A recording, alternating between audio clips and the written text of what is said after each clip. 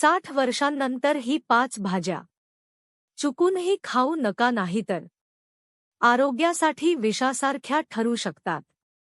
नमस्कार मित्रांनो, तुम्हाला माहिती आहे का की काही भाज्या ज्या आपल्याला आयुष्यभर निरोगी ठेवण्याचं वचन देतात, त्या वाढत्या वयात शरीरासाठी हानिकारक ठरू शकतात. होय, तुम्ही बरोबर ऐकलंत. जर तुमचं वय 60 वर्ष किंवा त्याहून अधिक असेल, तर ही माहिती तुमच्यासाठी खूप महत्त्वाची आहे. कारण वृद्धावस्थेत शरीराच्या गरजा बदलतात. पचनशक्ती कमी होते आणि आपल्या सवयीच आपल्याला निरोगी ठेवतात किंवा आजारी बनवतात.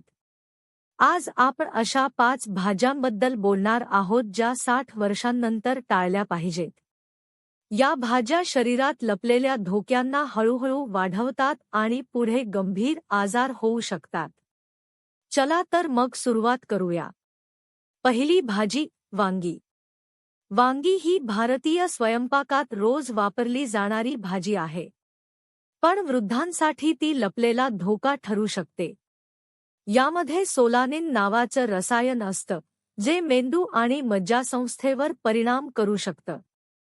तसेच यात नायट्रेट्स असतात, जे शरीरात सूज आणि ॲलर्जी वाढवू शकतात. वय वाढल्यावर अनेकांना सांधेदुखी, सूज किंवा संधिवाताचा त्रास होतो. अशा वेळी वांग या समस्या अधिक वाढवू शकतं. याशिवाय वांग पचन बिघडवू शकतं, ज्यामुळे ॲसिडिटी, गॅस आणि भूक कमी होणे अशा समस्या वाढतात. हे शरीरातील लोह, आयरन शोषण्यास अडथळा आणू शकतं, ज्यामुळे रक्ताची कमतरता, ॲनिमिया होऊ शकते.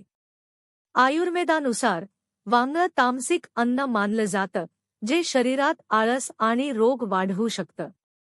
पर्याय काय? वांग्याऐवजी तुम्ही दुधी भोपळा, लौकी, दोडका, तुरई आणि भोपळा, कद्दू यांचा वापर करू शकता. या भाज्या पचायला हलक्या असून शरीराला थंडावा आणि पोषण देतात. दुसरी भाजी, अळू, अरबी कोलोकॅसिया. अळू खायला चविष्ट असली तरी 60 नंतर ती पोटासाठी त्रासदायक ठरू शकते.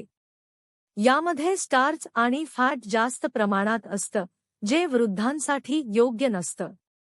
अळू पचायला जड असते आणि त्यामुळे बद्धकोष्ठता, गॅस आणि पोट फुगणे यांसारख्या समस्या होतात. ज्यांना मधुमेह आहे, त्यांच्यासाठी अळू अधिक धोकादायक असते कारण ती रक्तातील साखरेची पातळी अस्थिर करू शकते.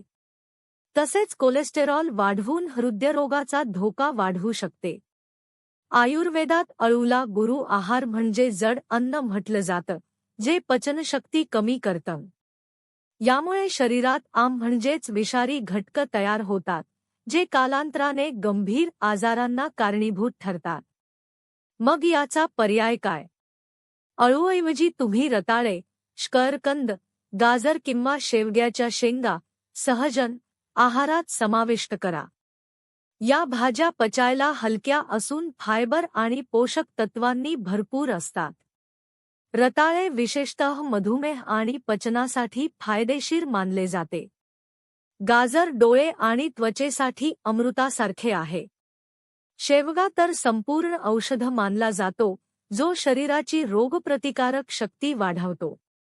आता पुढे आणखी 3 भाज्यांबद्दल जाणून घेऊया, ज्यांचे सेवन 60 वर्षांनंतर खूप विचारपूर्वक करायला हवे. कारण या भाज्या गॅस, थायरॉइड, शुगर असंतुलन आणि संधिवातासारख्या समस्या वाढवू शकतात. तिसरी भाजी, फुलकोबी.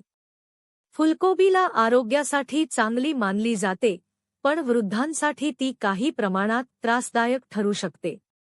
यामध्ये गोइट्रोजेन्स आणि रॅफिनोज हे घटक असतात. गोइट्रोजेन्स थायरॉइड ग्रंथीवर परिणाम करून हार्मोन्सच्या निर्मितीत अडथळा आणू शकतात. त्यामुळे थकवा, वजन वाढणे, केस गळणे आणि नैराश्य यांसारख्या समस्या निर्माण होऊ शकतात.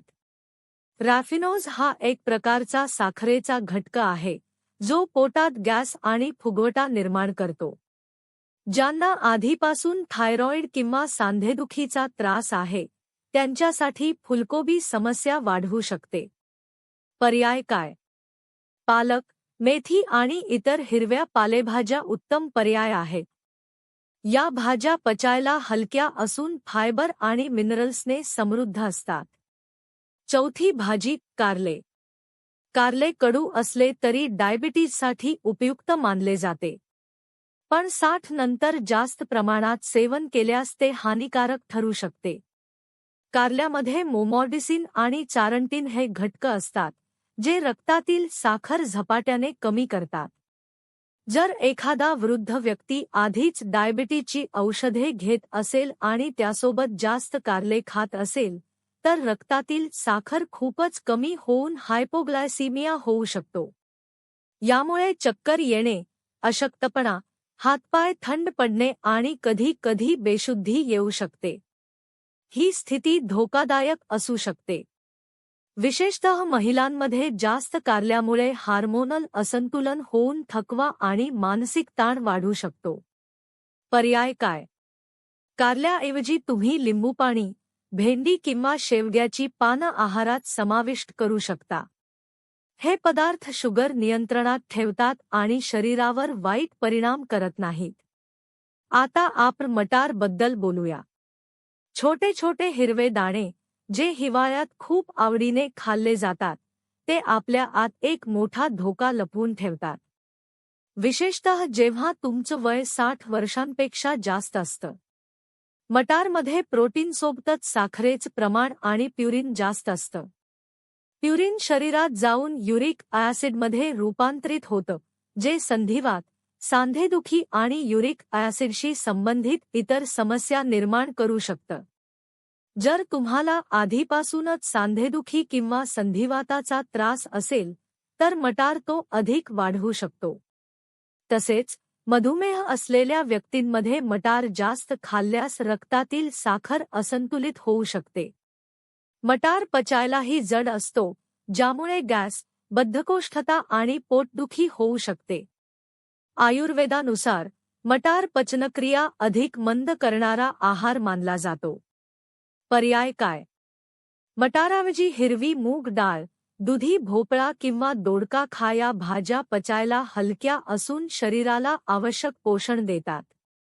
आता बोलूया भेंडीबद्दल. तुम्हाला वाटेल की भेंडी तर चांगली असते, होय, ती मधुमेहासाठी फायदेशीर आहे. पण तिचे काही तोटेही आहेत, विशेषतः जर ती जास्त प्रमाणात किंवा चुकीच्या पद्धतीने खाल्ली गेली तर. भेंडीमध्ये ऑक्सलेट्स असतात, जे काही लोकांमध्ये मूत्रपिंडातील खडे, किडनी स्टोन, निर्माण होण्याचा धोका वाढवू शकतात. जर एखाद्या वृद्ध व्यक्तीला आधीपासून किडनीचा त्रास असेल, तर भेंडीचं जास्त सेवन हानिकारक ठरू शकतं. तसेच भेंडी जास्त खाल्ल्यास पचनावर ताण येतो आणि गॅस, अपचन यांसारख्या समस्या होऊ शकतात. पर्याय काय? भोपळा, कद्दू हा चांगला पर्याय आहे. तो व्हिटॅमिन अ आणि फायबरने समृद्ध असून शरीरातील सूज कमी करायला मदत करतो. आता बोलूया श्लगम, टर्निप बद्दल. श्लगम ही हिवाळ्यात खाल्ली जाणारी भाजी आहे. यात व्हिटॅमिन सी, फायबर आणि खनिजे भरपूर असतात, पण ती सर्वांसाठी फायदेशीर नसते. विशेषतः 60 वर्षांनंतर. श्लगममध्ये गोइट्रोजेन्स असतात, जे थायरॉइड ग्रंथीवर परिणाम करू शकतात. ज्यांना आधीपासून थायरॉइडची समस्या आहे, त्यांच्यासाठी ही भाजी अधिक हानिकारक ठरू शकते. तसेच श्लगम पचन मंद करू शकते, ज्यामुळे बद्धकोष्ठता आणि पोट जड होणे यांसारख्या समस्या निर्माण होतात. ही भाजी थंड प्रकृतीची असल्यामुळे सर्दी, खोकला आणि घशात खवखव होऊ शकते. आयुर्वेदातही कमकुवत पचन असलेल्या लोकांनी श्लगम मर्यादित प्रमाणात खावी असा सल्ला दिला आहे. पर्याय काय? हंगामी हिरव्या भाज्या जसे की मोहरीचा साग, मेथी किंवा भुआ खा. या भाज्या शरीराला उष्णता आणि ताकद देतात. जसंजसं वय वाढतं, तसं शरीराच्या गरजा बदलतात. 60 वर्षांनंतर पचनक्रिया मंद होते. रोगप्रतिकारक शक्ती कमी होते आणि स्नायू कमजोर होतात. अशा वेळी आहाराची निवड हीच आपल्या आरोग्याचा सर्वात मोठा आधार ठरते. म्हणून मित्रांनो, जर ही माहिती तुम्हाला उपयुक्त वाटली असेल तर हा व्हिडिओ नक्की लाईक करा. आपल्या आईवडिलांपर्यंत, आजी-आजोबा, नाना-नानी आणि 60 वर्षांपेक्षा जास्त वयाच्या प्रत्येक व्यक्तीपर्यंत ही माहिती नक्की पोहोचवा. कमेंटमध्ये आम्हाला नक्की सांगा की या 5 भाज्यांपैकी तुम्ही कोणती सर्वात जास्त खात होतात आणि आता या माहितीनंतर कोणता पर्याय स्वीकारणार आहात. निरोगी राहा, आनंदी राहा आणि पुढच्या व्हिडिओमध्ये पुन्हा भेटूया अशाच उपयुक्त माहितीसोबत. धन्यवाद. जय श्री कृष्णा. हर हर महादेव.